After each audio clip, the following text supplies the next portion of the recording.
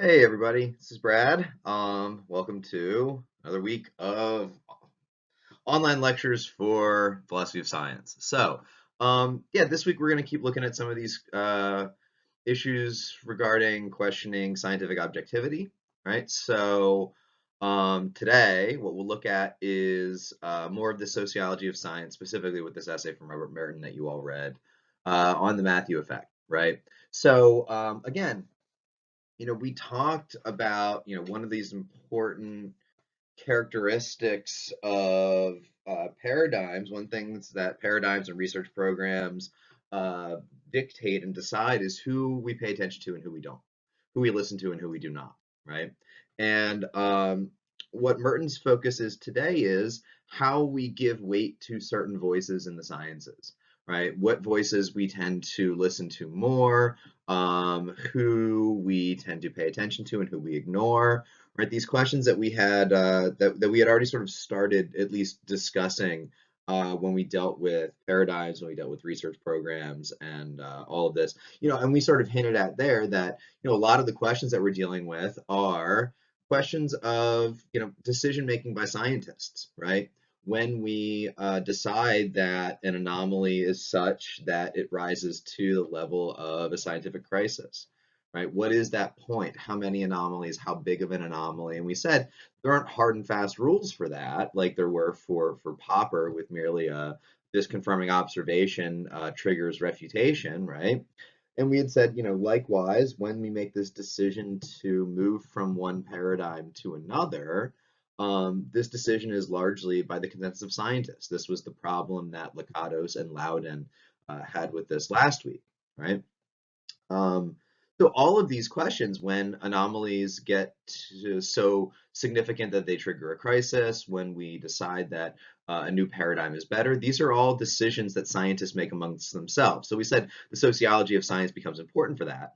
One of the important aspects of that is, well, in discussions of when an anomaly becomes significant enough that it triggers a crisis, when we decide to move from one research program to another, uh, is the question of who do we listen to there? What voices get heard in that debate or in that discussion, right? Likewise, when we talk about scientific research programs in the way that Lakatos did, and specifically in the ways that Larry Loudon did, the question becomes, how do scientists put themselves into various groups working under different research programs? Now that we can have more than one research program, more than one paradigm like entity working at a time, how do scientists decide which ones to work on? This gets even so sort of more of a pressing issue when we discuss Larry Loudon and his idea that, well, you don't have to believe a research program in order to follow it. There could be other reasons, right? So it becomes like, how do we allocate our scientists correctly? So that's where I wanted to start with today, is look at this, what we call the credit economy, on how to motivate scientists, and then look at specifically what Merton's talking about here, this Matthew effect, which is specifically a problem for this idea of the credit economy in the sciences. So before we do that, quiz three. So yeah, quiz three grades went up. It was out of 8 points. You got 4 points for each question, 0 through 4, depending on on your answer there. So I gave a score. If there was anything that I thought was particularly lacking, I tried to comment there. So just what we were looking for from those. So for question one, regarding paradigms and how they play a role in normal science and scientific revolutions, right? What I was looking for is like the standard definition of a paradigm, a set of rules, set of guidelines that govern a scientific discipline for a period of time. They dictate what success and failure look like, how terminology is used, all these things that we discussed as a definition of a paradigm that should be in your notes, right? So then you wanted to define normal science based on that definition of a paradigm, right? So in normal science, science runs on a paradigm. It's guided by a paradigm. We accept these fundamentals of our paradigm. We don't question them, these types of things. And then this definition of revolutionary science, where you have this paradigm shift, you move from one paradigm to another, and the fundamentals are going to be up for grabs, right? We can start questioning our fundamentals again when we reach a scientific revolution. That's really what we're looking for question one. Question two then was this question of why Kuhn views scientific progress as non-cumulative. So some of you, I think, I'm not sure if you if you're misunderstanding this or misreading the question from the quiz, but some argued how he views scientific progress as cumulative, and we definitely said Kuhn does not view scientific progress as cumulative. This is one of these big distinctions we drew between Popper and Kuhn. We said Popper definitely views scientific progress as cumulative. If we keep doing this two-step process of conjecture and refutation, we're going to get to better and better science. For Kuhn, this is not the case. And this goes back to what we were just talking about, that the decision to move from one paradigm to another is always a decision among scientists, and we might get things wrong. Typically, we're moving forward, but sometimes we're moving backward.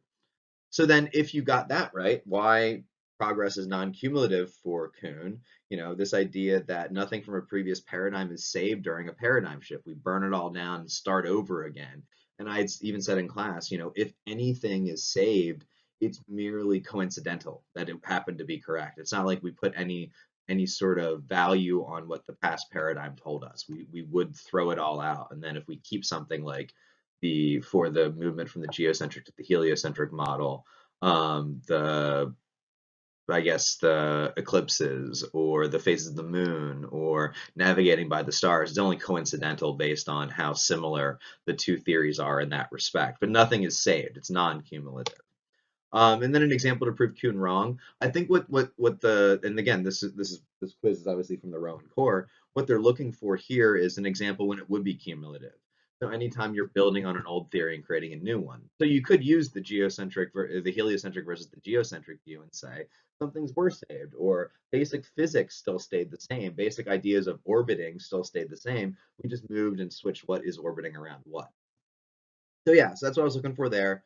Yeah, if anything's unclear, shoot me an email, set up some time to meet or anything. So just as a reminder, that's the last quiz, right? So you have the two response papers left, response paper 5 and 6, and then the final essay, but there's going to be no more quizzes or anything like that. I have officially asked you everything that the Rowan core wants me to ask you. So yeah, and all three of these together count for 10% of your final grade. So again, let me know if you have any questions on that or anything. We can set up some time to meet. Okay, back to Merton and the Matthew effect. So I wanted to start like a bit prior to what Merton is discussing here. So, Merton's concerns in the Matthew effect reflect a problem with what we would call the credit economy in the sciences. Though we haven't used this term before, we did talk about this last week, specifically with Larry Loudon. Right, so this credit economy is this idea that the reward system in the sciences is recognition, that scientific norm that we had discussed. Credit becomes to give someone credit for something becomes the reward system in the sciences, right? So what motivates scientists is to get credit for a discovery, right? We said there's no real ownership among scientific discoveries. It's not like I have to pay copyrights to use Einstein's theories of relativity in some novel astrophysics experiment that I'm working on, right? The only compensation or the only value in that, other than just the pursuit of truth, which we'll talk about, is that we do call it Einstein's theory of relativity, right? So yeah, that's really what motivates scientists, to get that recognition as the one who discovered something.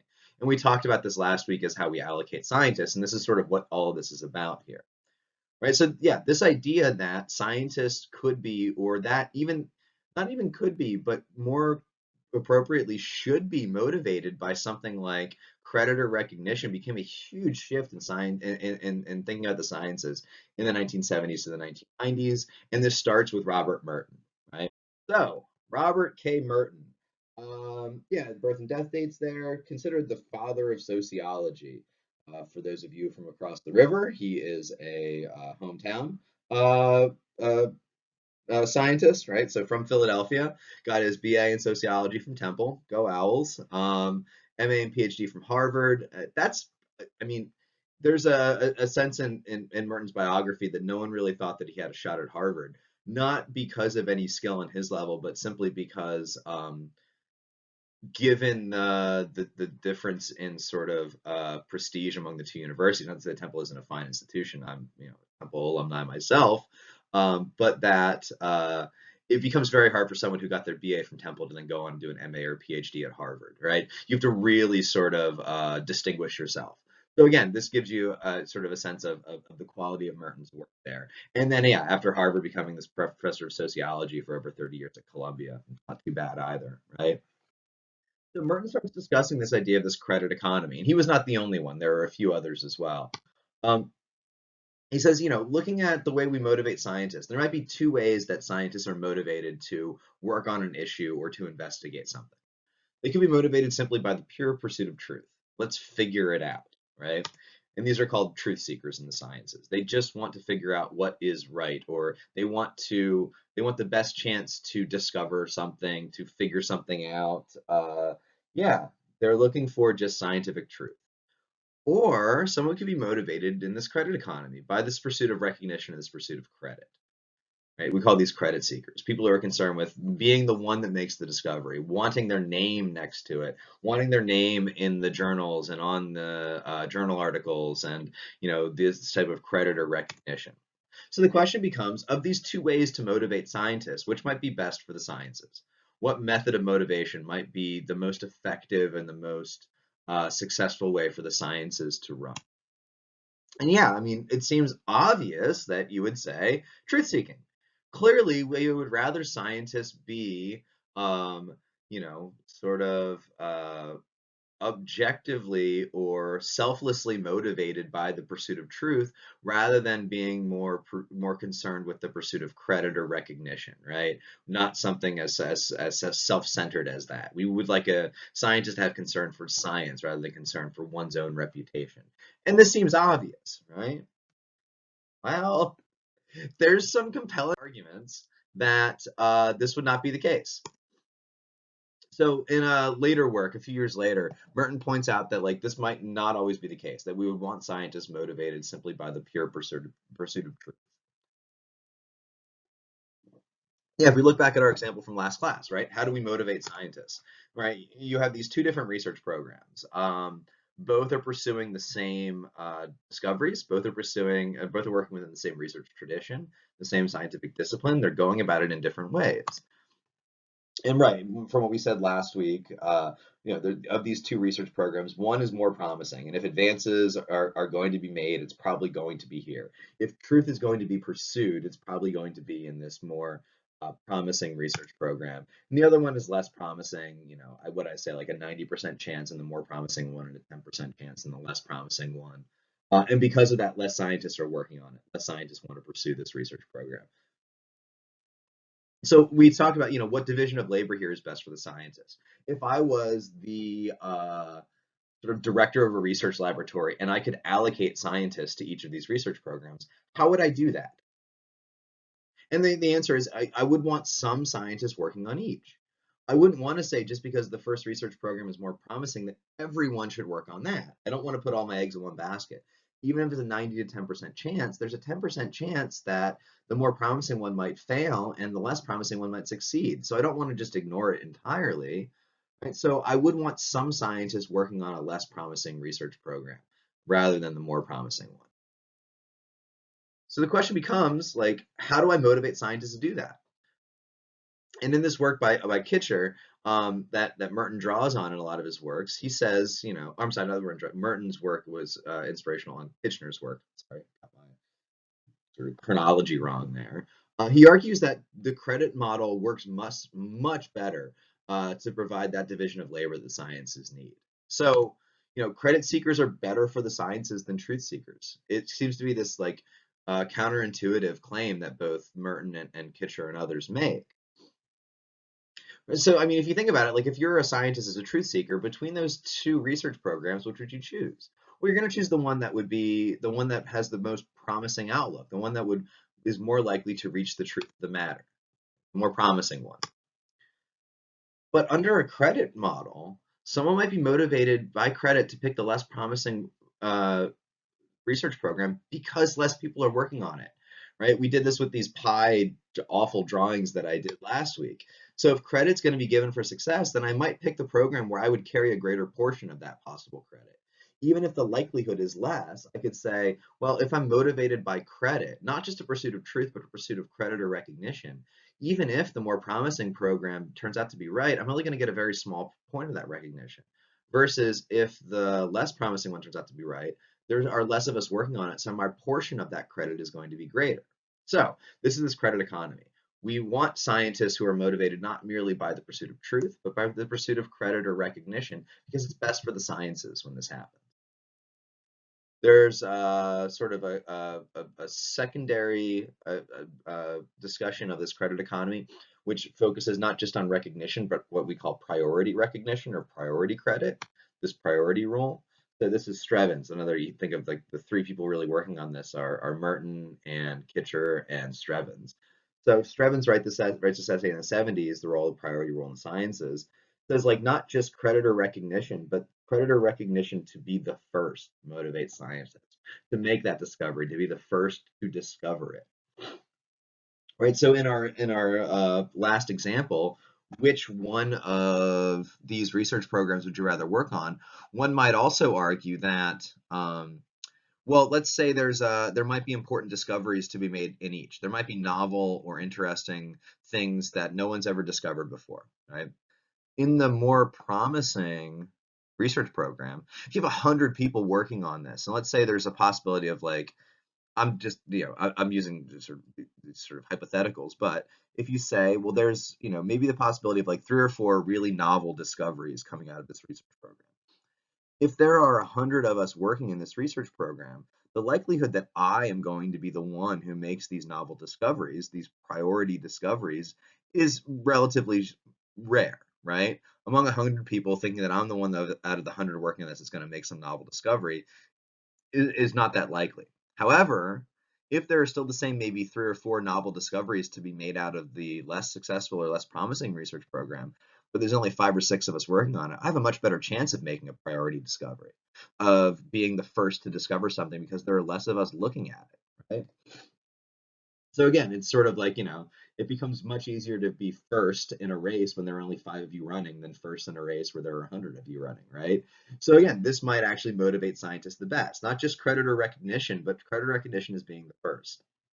So all 3 of them, Merton, Kitcher, and Strevens, are going to argue that scientific labor is divided most effectively when scientists are motivated by credit rather than purely by seeking truth, as counterintuitive as that seems. Now, there are problems with this view that others had acknowledged. The first is that this priority rule is going to disincentivize repeatability. So remember when we talk about scientific discoveries, we talk about repeatability. Is it something that we can reproduce? And we had mentioned this, I think, last week. This is one of these problems with this treatment for the coronavirus, right? Where you have chloroquine and was it Z-Pak, azithromycin, I think, or it was some antibiotic, and there the president wants to say that this looks really promising. Unfortunately, we haven't been able to repeat it in the ways that we would like it. There's one research institute in France, I think, that had like 20 successful um, cases or something like that. In any event, it was way too small of a sample size, and no one's repeated their discovery to show that this is actually true. And this is, this fits into a lot of scientific discoveries. You don't just want something done once, you want it done multiple times to confirm that it actually works. Well, what's the motive? If all we're motivated by is that first discovery, who wants to go back and check someone else's work, right? Who wants to be the one to go back and do that? So this priority rule, if scientists are just motivated by that, disincentivizes going back and checking someone else's work, repeating a study that someone else already did first, right? Also, some are going to argue that this credit economy in general is going to encourage scientific fraud. I might handicap someone else's work if they're going to discover something before I do. I might plagiarize someone else's work or cut corners to be the first to discover something. And again, this becomes like this pressure on scientists to get grants and these types of things. So again, there are problems with this, but generally speaking, this is how we think like the sciences run the best, as being motivated by credit or recognition. So the Matthew effect, right? So this whole essay just examines this one problem for the credit economy and the sciences. And again, Merton looks at this Matthew effect as a problem for the credit economy, but not because Merton wants to undermine the credit view. Merton's not doing this to show that it's wrong. He thinks that this credit economy is the best way for science to run, by credit or recognition, right? But he says, okay, well, if we're going to admit, or if we're going to say this is the best way for the sciences to run, we need to look at these problems with it, like the Matthew effect. We should anticipate them, account for them, address them, and try to at least recognize that there are some problematic implications for this credit economy. Yeah, and this problem here is going to be how creditor recognition is distributed. What he's going to say is that there's a risk that credit is not being distributed equally or fairly.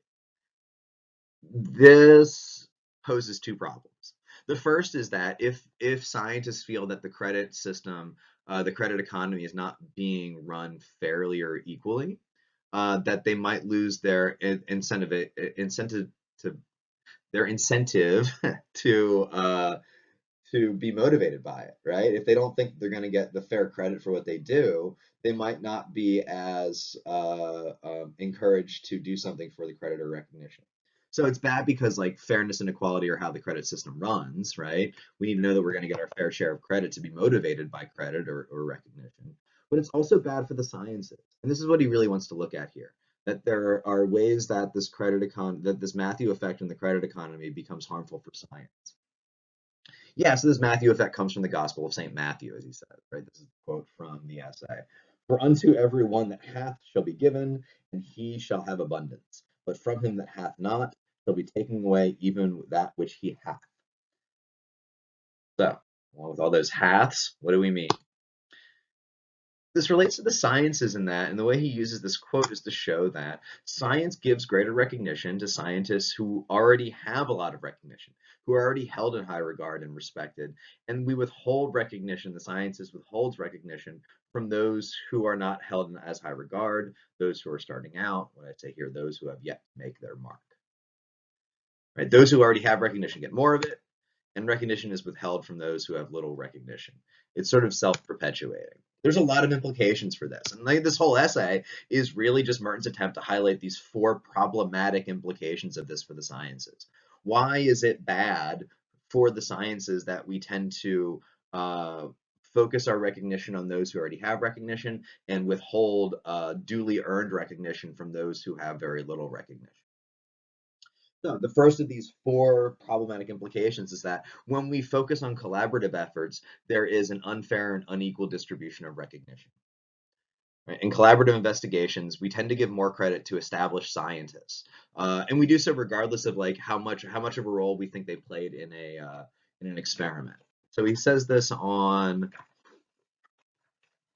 This is in sort of the small quote from a laureate in physiology and medicine on the third column of 57 near the bottom. Merton quotes this laureate of physiology and medicine as saying, "You usually notice the name that you're familiar with when you're reading jointly authored papers. You focus on the name that already has a lot of recognition, a lot of name recognition. Usually focus on the name that you're familiar with. Even if it's last, it will be the one that sticks. In some cases, all the names are unfamiliar to you, and they're virtually anonymous. But what you note is the acknowledgement at the end of the paper to the senior person for his, quote, advice and encouragement. So you will say, this came out of Green's lab or so-and-so's lab. You remember that rather than the long list of authors. You tend to credit the entire experiment, the entire jointly authored paper to the one voice that you already know, the one voice that has that recognition. You say, ah, this is their experiment. And you withhold that recognition from the names that you don't know. It says in collaborative work, we're going to minimize those who are less established. So on 58, he says, what is this? The same laureate? Is this the same one? Oh, another laureate in medicine says on the first column of 58 near the beginning, if someone is being considered for a job by people who have not had much experience with him, if he has published only together with some known names, well, it detracts. It naturally makes people ask, quote, how much is really his own contribution? How much the senior authors? How will he work out once he's out of that laboratory? So if you see a less recognized scientist working with one with more recognition, you tend to minimize the efforts of the less recognizable scientists and attribute the discoveries coming out of that lab or in that jointly authored paper to the more established scientists. And yeah, this becomes self-perpetuating. Those scientists who have a lot of recognition keep getting more of it, and those without it, it continues to be withheld from them. So this also has implications for when two researchers make the same discovery at the same time. This happens more often than you think, and when it does, we give credit to the researcher who's more established. So as scientists, I'm sure you're all familiar with the competition between Tesla and Edison, right? Both discovered electricity at roughly the same time.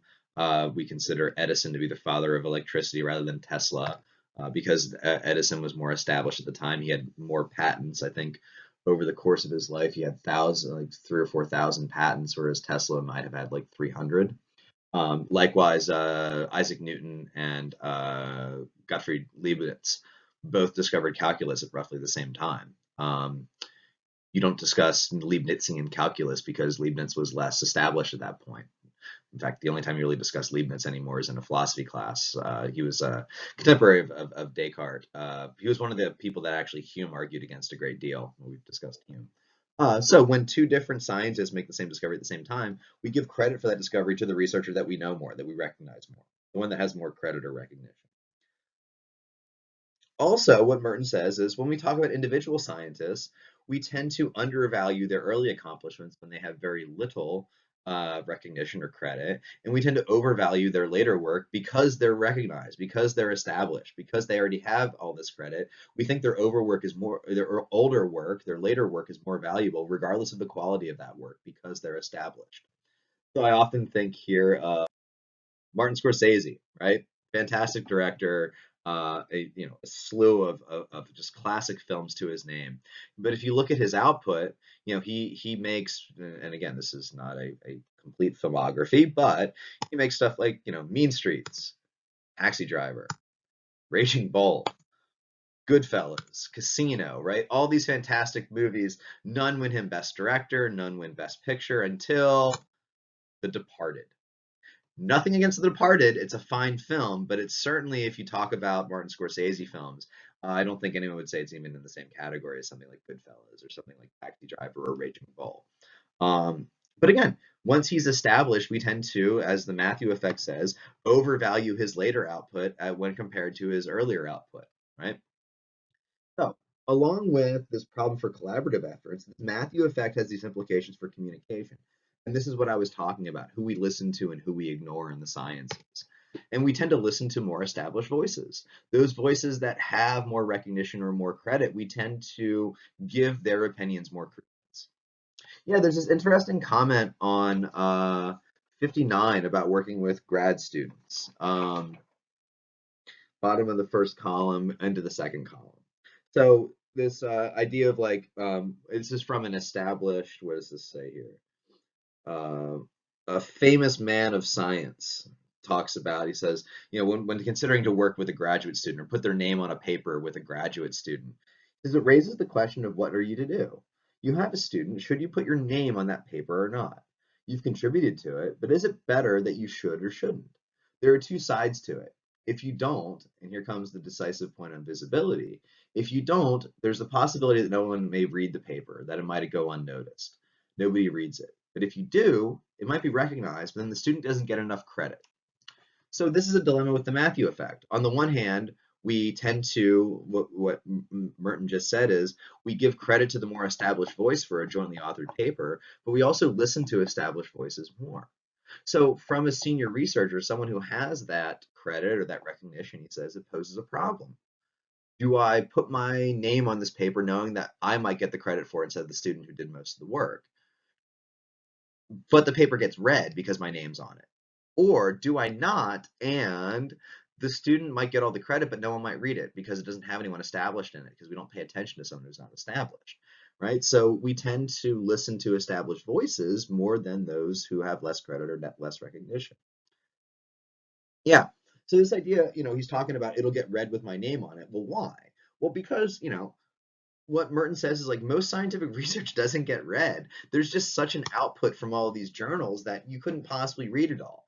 He says, half of researchers in psychology claim they only read about 1% of the current journal output, and the high end is like 7%. I feel that. I definitely think that Merton is correct here. If you go into not even the sciences, humanities, any sort of academic discipline like this. My area, philosophy is not a large area, and my area in philosophy of art is small even for that. I have like 5 or 6 journals publishing either bi-weekly or every quarter, and there's maybe 10 articles in each journal. So, if we say, let's just say there are 5 journals publishing 10 articles each bi-weekly, like that's 100 articles a year outside of anything that I'm doing for classes, any of my own work that I'm writing on, grading, meeting with students, right? There's simply too much output for us in a field of study, regardless of what that field is, scientific or humanities, to read everything. So we need a way to cut that down, right? We can't read everything. There's a lot to read. So what we do is we look for names that we know, people that I've read before, people who I know are working in an area that I'm working in, and I focus on those names. Right? So those people get read or focused on. Someone who I've never heard of before, I'll largely ignore that simply because I have to have some way of breaking this down, of navigating this. So yeah, Merton talks about this as like these visibility scores. This is on the second column of 59. And he says, different scientists have different visibility scores, how much they're read. That name recognition plays a role in who gets listened to and who gets ignored, right? 2 different people might point out in a scientific journal the same anomaly for a scientific field of study, but if it's not an established voice, we might not consider that anomaly significant enough to focus on, or no one even pays attention to it because the author is not established. They don't have that credit or recognition. So, the third area of problems for the credit economy and this Matthew effect is in scientific redundancy, scientific testing. Basically, redundancy asks how often or how many times you have to repeat an experiment before you can consider it scientific knowledge. Let's remove Popper from this, that we never do, right? Practically, how many times do you have to test before you say, you know what, I can just claim that we know that now. I don't need to keep testing that. Yeah, so this is the end of the first paragraph on 60. How can one estimate what amount of redundancy and independent efforts to resolve a scientific problem will give maximum probability of solution without entailing so much replication of effort that the last increments will not appreciably increase the probability? Essentially, what they're asking here, what scientific redundancy asks is, how many times do I have to test to know that, to claim scientific knowledge? When do I stop testing, right?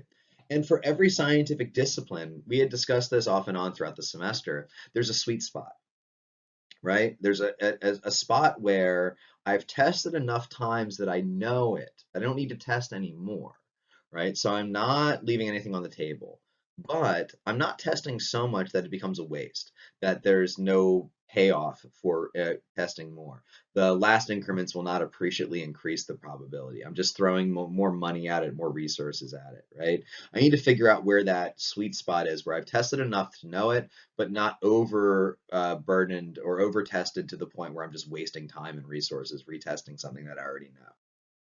What's the saturation point? How much testing is enough and how much is too much? And what Merton says is this changes by the researcher, right? We require less proof from established scientists, and this should speak to us intuitively, right? Some junior researcher claims something. How many times have you tested it? 5. Go back and do it 10 more times. Senior researcher said, I've seen this 5 times. We should take this seriously. You're going to take them seriously, right? So it changes based on the researcher, which is not good for science. It could lead to not enough testing for a senior researcher, so more risk of error, but it could also lead to a waste of time and money and resources asking a junior researcher to test more, not because we question their results, but because they lack recognition. Finally, we get to this implications for the distribution of resources. It becomes important in how resources are distributed among a scientific field of study, among a research institution, based on recognition. So what Merton's concern is with this Matthew effect is that this credit economy, in giving credit to those established voices, and because it's self-perpetuating, risks creating a sort of cult of personality in the sciences, meaning that we have these certain charismatic or successful researchers that sort of develop a following in an academic setting, right? And they skew a whole academic department. I've seen this happen in philosophy. There was a very sort of, charismatic, very cool senior researcher that we had hired at Temple. Um, And you really see a lot of graduate students switching their research to focus on his area of specialization. The people that he's interested in, suddenly there's a lot more interest in them in the department. He is a professor at Temple. Had a sort of professional debate going with a professor at UPenn, and suddenly you have people publishing and working on articles challenging the views of this professor at UPenn or defending this professor at Temple. And this is because of the recognition that we give to these senior researchers. Yeah, this can drastically affect the research trajectory of a lab or an academic department. Along with that, when we have these senior researchers, there's a risk that we tend to allocate resources to those who have more recognition. And this might be one of the most, I say here, one of the most harmful consequences of this credit economy. So I'd said that this is transactional in an earlier lecture. This creditor recognition is instrumental value. It's good for something. It really is an economy. It's like money, right? It's not just good in itself to be recognized, but it's useful to acquire resources, right? I can get more grants if I'm more established. I might have more time in the lab if I am a more established or respected figure. I might be able to purchase more equipment or get my department to allocate money for more equipment for my experiments rather than someone who's a junior researcher. I might have more access to graduate students, to research assistants, to teaching aides for my classes when I'm still required to teach. All of this allocation of resources is based on this credit economy as well.